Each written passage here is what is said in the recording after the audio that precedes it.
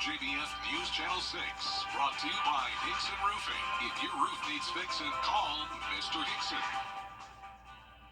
Here's what's new at Waynesboro Chrysler Dodge Jeep Ram. New 2023 Challengers, $28,790, $6,500 off. Incredible selection, huge discounts. Take the short drive on Highway 25. Good to go Waynesboro.com. Behind every Parkinson's Foundation. Better lives together. To get the weather you need to see the whole picture. That's why Live Fiber 6 gives you the Skyview Network. Get a live view of traffic and weather from all over the CSRA. Available online 24 hours a day at WJBF.com and the free Live Fiber 6 mobile app. The WJBF Live Fiber 6 Skyview Network, powered by Terry Lambert Hyundai. Low prices, big selection, and committed to quality customer service. Rams? Yeah, we've got plenty in stock. New Ram 1500 Classics, discounted over $9,500 in Waynesboro. Credit issues? Waynesboro Chrysler Dodge Jeep Ram has solutions. Good to go, Waynesboro.com. The Live Fiber 6 Skyview Network, sponsored by Terry Lambert Hyundai. It's a mostly dry day here in the CSRA, but we do have a couple of strong storms. One of those is actually a severe storm for a very tiny portion of Hancock County. But for the rest of this evening, we could still have the chance of severe weather. I'll break down all the details. Right now on News Channel 6 at 6, questions about credit card spending in Augusta's mayor's office. Why leaders are at odds over reimbursement. As your News at 6 starts now. Live from Television Park, this is WJBF News Channel 6 at 6. Good evening, everyone. I'm Jenny Montgomery. I'm Brad Means. Thanks for joining us as coverage you can count on begins with Augusta leaders approving a resolution to provide much-needed help for 2 apartment buildings in town. A plan that would issue millions of dollars in bonds to renovate the Richmond Summit and the Bon Air. Graham Lee joins us now live from Broad Street. And Graham, you spoke with residents and got their thoughts about the situation. I did, Jenny, and of course, Brad and Jenny, residents here at Richmond Summit and at Bon Air have not been happy about living conditions in previous years, but city leaders have heard their concerns, and now they're taking action. These are the images that residents in Richmond Summit have seen before, some describing conditions as unlivable, but now things could soon be looking up. It's wonderful. They're progressing a lot, real fast. They're doing real good, and that is good for us because we deserve to have a nice place to stay and where to live. We need it. We need it. You got it. You do everything else with it. Why not help us? They help ourselves. So if they could help us, please help us. Over at the Bon Air apartments, residents are sharing the same excitement. I think that is absolutely wonderful. This is a historic building. It needs to be maintained and saved. Mayor Johnson and commissioners approving a bond agreement from the Housing Authority at Tuesday's meeting to finance $20 million in renovations for Richmond Summit and $28 million for Bon Air. Redwood Housing is handling the project to issue the bonds, but commissioners needed a few answers about the process first. Some of the big concerns right now is that they're already seeing their rent go up a little bit. They've seen some increases, and they're concerned that this is going to lead to higher rent increases. Rents are determined by the income of the resident. So residents are required to pay 30% of their income. The renovations have no impact on what the residents will pay for their rent. These 2 products, we've received many calls and complaints, so it's a great day that we're finally giving these people an opportunity to have a better place to live. So you heard from Commissioner Jordan Johnson there. He's requesting for another public meeting just so that residents can hear more about the plans in place. The Housing Authority plans to issue those bonds in late October, and plans are to finish renovations by the end of next year. For now, live in Augusta, Graham Lee, WJBF, News Channel 6. It is time now for our first check of the weather. Here's Chief Meteorologist Jenna Petracci. Well, it's another very hot day, ending the month of July on a hot and humid note, and also a stormy note, at least for some of us. It's very dry across a lot of places, but notice we do have some strong and even severe storms. One of those storms is impacting the far western portion of Hancock County, so this is not impacting places like Sparta or Culver Culverton. Notice just a light shower around Springfield and also near Culverton to the north of Sparta. The severe activity is actually to the west, and you can see that actually just now expired. We're just seeing a special weather statement polygon, and that is completely outside of our viewing area, so that's great news. As we go down towards the south, we had a heavy storm and a lot of lightning pass through Swainsboro. Now that activity is impacting Stillmore, but then after that, it will also be outside our viewing area. And then there's just a few more storms here and there from Burke County over into parts of Screven County, and even Allendale has a light shower. But you wouldn't know it's storming anywhere nearby when you take a look at our Terry Lambert Hyundai Skyview cam. This is a beautiful view with lots of sunshine here at the Augusta Marriott. Temperatures are in the low 90s pretty much everywhere. 92 in Augusta, 90 in Allendale, Aiken at 91, upper 80s in Swainsboro because of the rain. Also cooler in Wrightsville at 86 and 89 in Waynesboro. Heat index starting to go down as the day goes on, and really just up to around 102 at the highest. And winds are coming in from the west. A little bit breezy here and there. We'll keep the chance of storms over the next couple of hours, then drying out late tonight. Temperatures going down into the low 80s by 10 o'clock. Coming up, I'll have a look at your forecast for the rest of the week and next week. Stay with us, but back to you. All right, Jenna, thanks. Questions being raised about credit card use in the Augusta Mayor's office. Mayor Garnett Johnson submitting receipts so he can get paid back for about $50,000 in charges. But so far, commissioners are denying the repayment. George Escala has the story. Mayor Johnson doesn't see using his personal credit card for office expenses as a big issue. I think it's all a fuss about nothing. You know, as I've stated, I think the most important aspect of this is that we've run our office fiscally responsible. The mayor asking to be reimbursed for about $50,000 in charges on his credit card, but has been denied repayment by the finance department. We find ourselves without a policy to address that. So I don't have a sanctioned method of reimbursement. 3 years ago, after Mayor Hardy Davis came under fire for his city credit card use, the commission adopted a policy setting a $500 a day limit, but only on city-issued cards. Now, some commissioners suggesting changes for the mayor's office. I guess what we're going to have to do is look at having the mayor use a P card or credit card from the government, expand the credit limit on it per monthly charge, and I think that would solve the problem. The Finance Committee still having problems not recommending reimbursing the mayor, asking to see more receipts at its meeting in 2 weeks, with concerns the mayor could be getting reward points for the charges, creating bad optics for his office. I never thought of that. We just wanted to get what we needed so that, you know, we could run our office efficiently. The mayor's personal credit card use may be efficient, but the finance director saying it's not city policy. In Augusta, George Escala, WJBF, News Channel 6. Richmond County investigators need your help to find a murder suspect. They're looking for 44-year-old Sean Walker in the shooting of 3 people back in May of 2023. It happened on East Taylor Street. Investigators say 29-year-old Shaniqua LaFavor, 35-year-old Darius Mayo, and an 11-year-old child were all shot at least once. LaFavor was pronounced dead on the scene. Walker is considered armed and dangerous. Charges have been upgraded in the death of an Augusta toddler. Officers arrested Denasia McClennan and charged her with child cruelty after the death of 2-year-old Rashawn Roberts.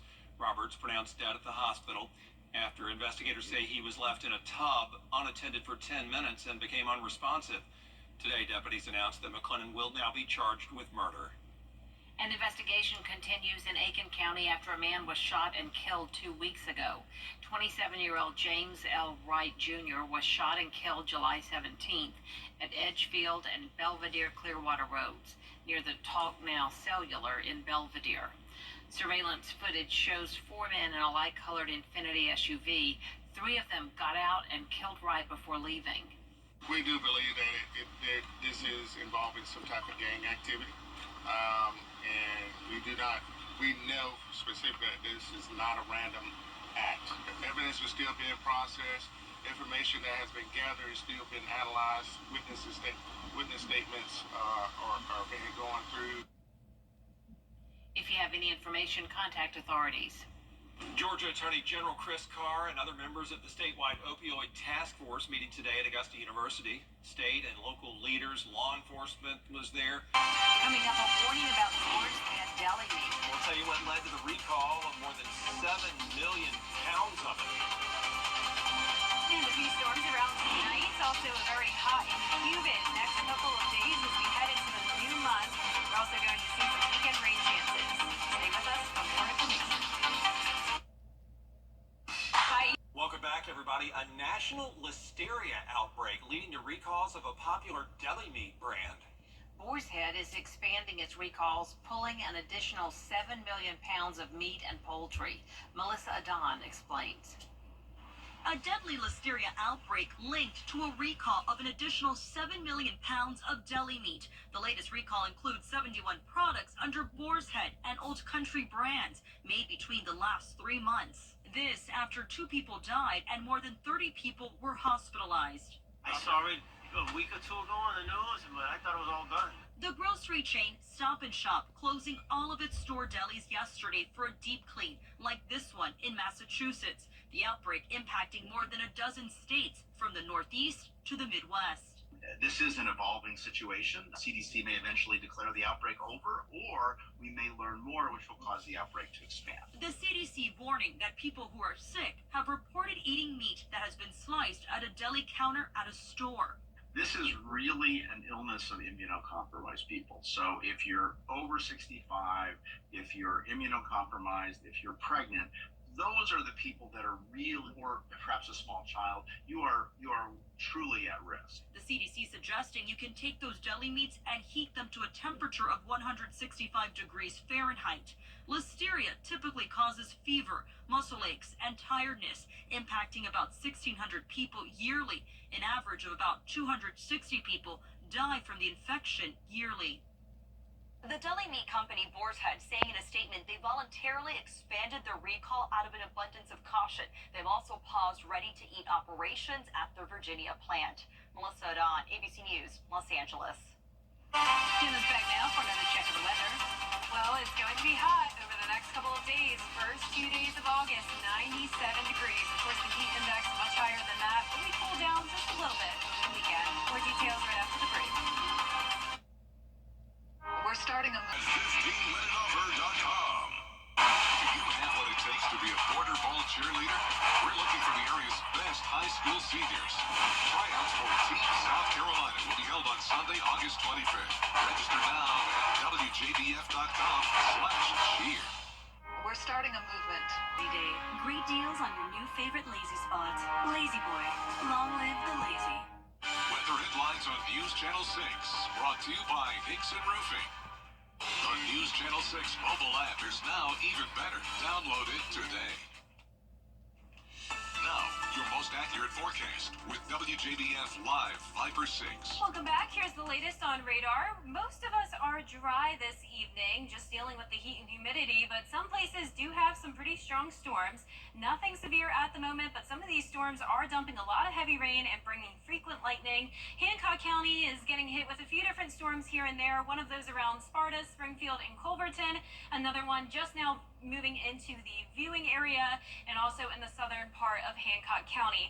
And then down towards the south, we had a strong storm move Swainsboro that also just impacted Twin City and Stillmore. That has now moved out. And we also have a few storms here and there around Allendale, Screven, and even parts of Burke County still. Stardust has been dealing with some rain for the past couple of hours now. All of this rain has definitely helped with our drought monitor. Notice a big area across the central portion of the CSRA that's no longer under the drought, but we do still have some areas that are in the first through second phase of drought, even third phase in some of our eastern counties.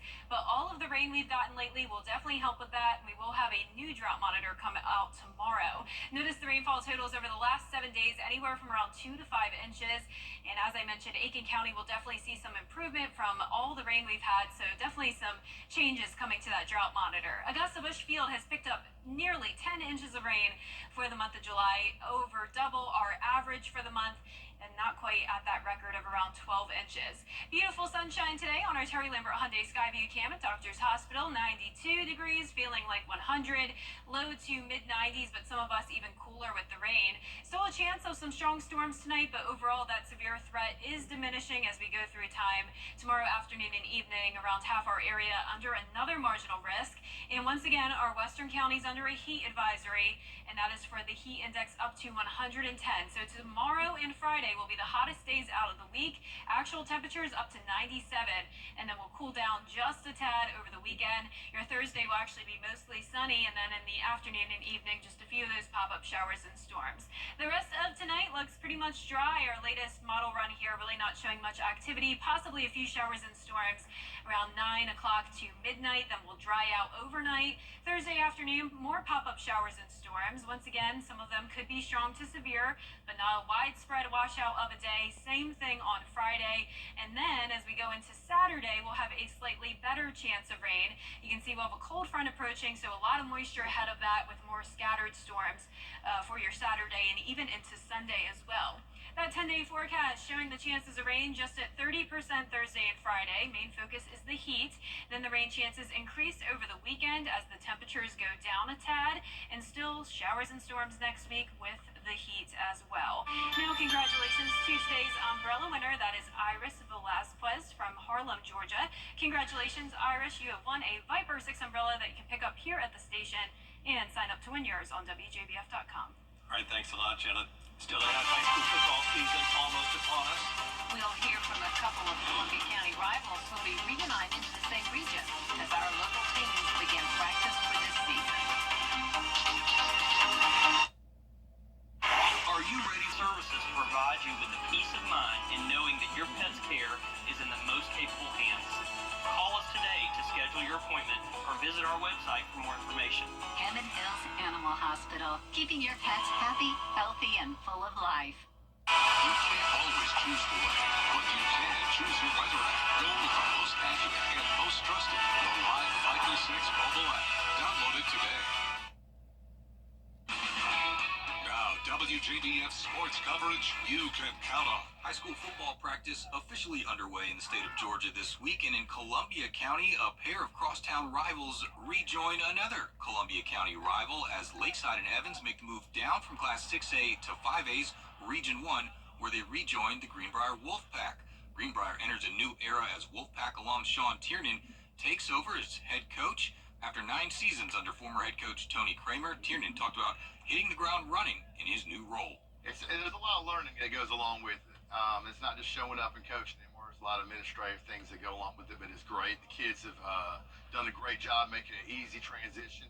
I'm really enjoying it, and we're really looking forward to the season coming. The Wolfpack roster is mostly made up of sophomores and juniors. They've struggled the last 2 years, just 1-19, but they did finish last season with their first win in 2 years, 32-29 over the Bradwell Institute. Tiernan talked about what he's stressed to his players this offseason the most. Compete. Biggest thing is just creating a culture where you just don't give up. No matter what the score is, we're just going out and competing every single day and not ever giving up. And that's the biggest thing that we've been preaching, finishing practice, finishing these drills, and finishing the games. Greenbrier opens with home games against Harlem and Grovetown, their only non-region games in a stacked 8-region game schedule that includes a matchup with Lakeside, October 11th. The Panthers enter year 11 under head coach Steve Hibbets, who's got 18 seniors on his Panthers roster. Says his program certainly made progress in the offseason. It's been awesome. Kids have been great. Coaches have been great. It's just fun. It's just fun to get them out and playing 7-on-7s, contact camps, padded camps, all that stuff. It's just good to be playing football again. Lakeside's gone 3-7 and missed the playoffs the last 2 years.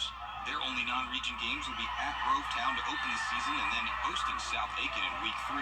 Hibbett stressed what he wants his team to focus on the most this season. The focus this year has just been in the off season is just getting back to the basics, being more disciplined, and just learning to compete more. And even when things are going bad, just keep competing.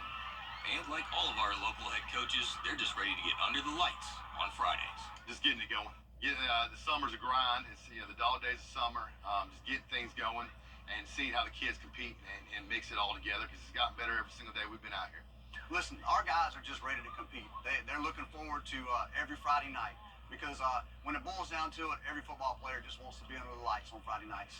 You can catch our full Football Friday Night 2024 season preview show August 9th in Augusta. Brendan Robertson, WJBF News Channel 6. Metz Plumbing, your personal plumber for... Over the years, thousands of people have gotten their hands on one. And who knows, you could be next. Win your very own Good Morning Augusta coffee mug at WJBF.com/coffee club. Sponsored by Honda Cars of Aiken.